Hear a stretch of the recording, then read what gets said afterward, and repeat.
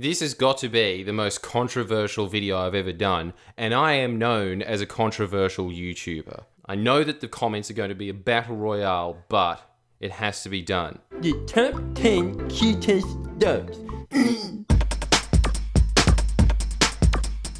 And I know everyone's going to have their own list, and I'm basically both in appearance and in Machiavellianism the bad guy from Batman 1, as I make all of Gotham City fight amongst themselves. Go nuts! Amuse me! But if there is one person that puts poodle in their list, I'm reporting you to YouTube for harassment. But they're so smart. Oh, that's great. I like having a dog that knows how to outsmart me. In terms of uncutest dogs, that is number 2, right behind that creepy Chinese dog that looks like it's had skin pulled inside out, apart from a couple of tufts of hair where it's just going, why are they still on the outside? But let's get down to business, and this is in order. We're starting off with one of the most popular breeds of all time, the Nova Scotia duck-tolling retriever dog. A dog bred in a very specific area for a very specific purpose. Dogs really are a precursor for Brave New World, aren't they? Where they're genetically bred to love a single task, and if they don't do that, then they're just like, I need Soma. which in Doug's world, Soma is chicken necks. Get over chicken necks. It's the worst part. It's like brushing my teeth, but it's tasty. Look at him! Any dog that looks both noble and confused at the same time has got my vote. That's what I want out of a dog, friendly and stupid. Next. Number 9, Labradors. Actually, they're number 1 for puppies, definitely. But as fully grown adults, they move down 8 positions. And look, obviously people are going to argue whether they're like golden retrievers or not. It's the same dog! It just hasn't had a haircut. They're just such a standard, nice-looking dog. They're also got a really boring personality. They just want to do 2 things. It's just like, can we play tug-of-war? Can we eat? A lot of other dogs, particularly the small ones, just go, a cushion. And that's their life. But these ones are always nagging you to do something. It's kind of rudimentary and routine. It's just like, dude, I don't know if you understand this. I'm all up for games, but there needs to be a little more of a goal than just this for 3 hours. Look, I know I'm ragging on them, but if one walked through the door right now, I'd be like a kid in year 5 when a pigeon comes into class going, oh my God! I'd forget that I have a job to do. Number 8. Yorkshire Terrier. I know that that's going to be a really unpopular decision apart from Japanese mums that are like, oh, so much hair. They know what's up.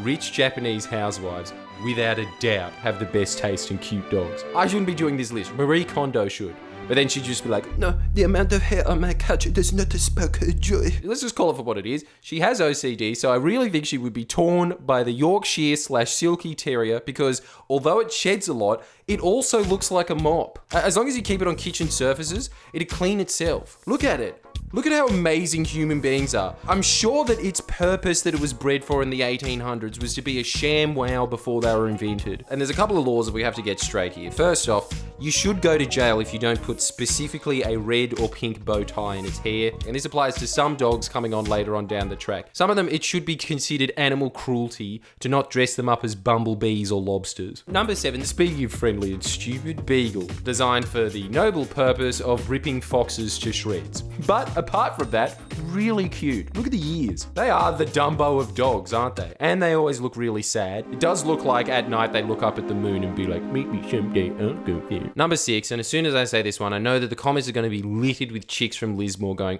did you know that they can't breathe properly? That's really cool to even mention them. Yes, everyone knows that smooshed-faced dogs can't breathe properly.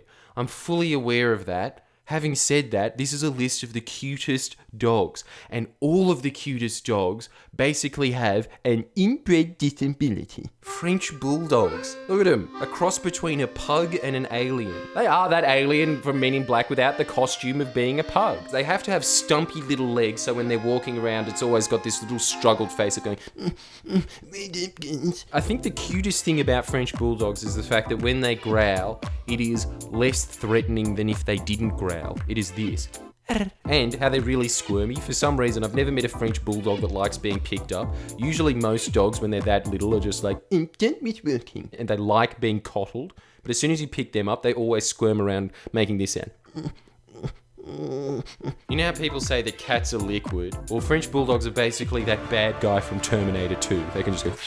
Number 5 is the Shar Pei, which, fun fact, doesn't have any bones at all. Look at it.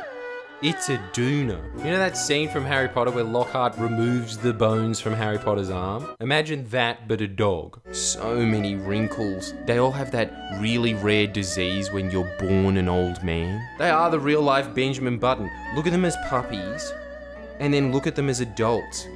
They look younger. How is that possible? Is it just me, or are you desperate to stick your hand into that fold to see how far it goes? It could be where that softball player from The Simpsons fell into that bottomless pit going, "Ah!" Get ready to write in the comments, "That's so cruel." Number 4, pugs. And how much does this explain their existence when you discover that they were originally bred to sit on Chinese princesses' laps? They're such pathetic creatures, always looking worried and nervously licking their lips. Yeah, they can't breathe properly and that sucks. And that is your second thought. But your first thought every time you see them is... This is also, I think, determines whether or not you're a good person. If when you see a cute dog, your response is a... and you want to squish him, as opposed to that annoying guinea pig sound that dumb chicks make are going... Stop sounding like a car alarm for hamsters. Number 3, and isn't this the perfect voice for this creature? The King Charles Spaniel, yes. Such a regal, stupid looking dog. Always with those dumb, spaced out eyes being like...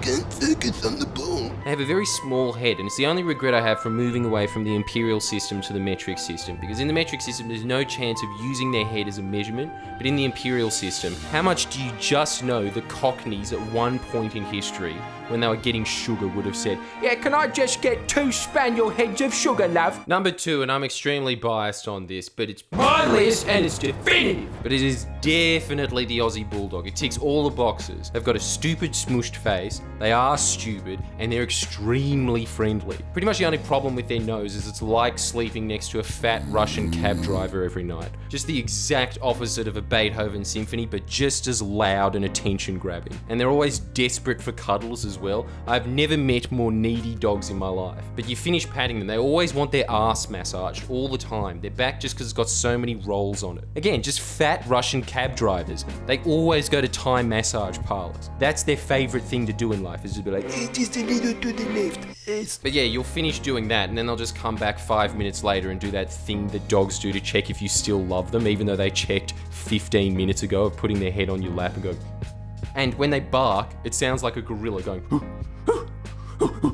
And I like the combination of every Asian person you walk past with an Aussie bulldog being like, "Oh my god," and smushing their faces, which that's why they're the kings of making those dogs are like... And then every time you walk past some old white lady, this is their response. "Oh my god!" It's on a lead. And number 1, this is absolutely irrefutable, sausage dogs. First off, this is definitely the dog where if it's not dressed as a detective or has like a sparkly tuxedo on, the owner should go to jail for animal cruelty. It needs to look like its name is Sherlock Holmes. And if you've just got a sausage dog and you don't know what to name it, Matt and I have been debating this for years, fervently. This is our Ronald Reagan hammering out the New World Order with Gorbachev. I am of the opinion that at least one sausage dog should be called Mr. Schmiggles. Look at him. Matt's shaking his head right now. What do you want to call him? Sean. Yeah, okay. No, I see ground. It's good. It's good. And I think that's the best part about having sausage dogs as well. You need to have 2, and one has to have a blue bandana, and the other one has to have a red bandana. And that's the only way that you can tell the difference between the 2. And see, look, everyone's got the right idea. You're supposed to dress them up as hot dogs. All you want is a bunch of photos in stupid outfits around your house of it having that look of not knowing what a photograph is, and clearly looking to the side as you're holding up some little schmacko for it. And honestly, I think that could be the most controversial opinion you could hold. You could be an ISIS terrorist, you could be a neo-Nazi, you could be a full-blown communist who thinks that Stalin didn't go far enough. Alexander Solzhenitsyn's The Gulag Archipelago. These opinions all become insignificant to saying that sausage dogs aren't number 1 cutest dog of all time. If anyone holds that opinion, be brave enough and defend yourself in the comments. You'd honestly be as rare as someone who says that The Love Guru was Mike Myers' best work. Like this video. As if you can't. What's not to like? If there was one subject that I was restricted to talking about by aliens and they said, "If you talk about anything else," I just go, "Yep, dog breeds." Could talk about that for the rest of my life. Then there's schnauzers, and then there's golden retrievers. That'd be a perfect life. Like and share. please share and comment below. Comment!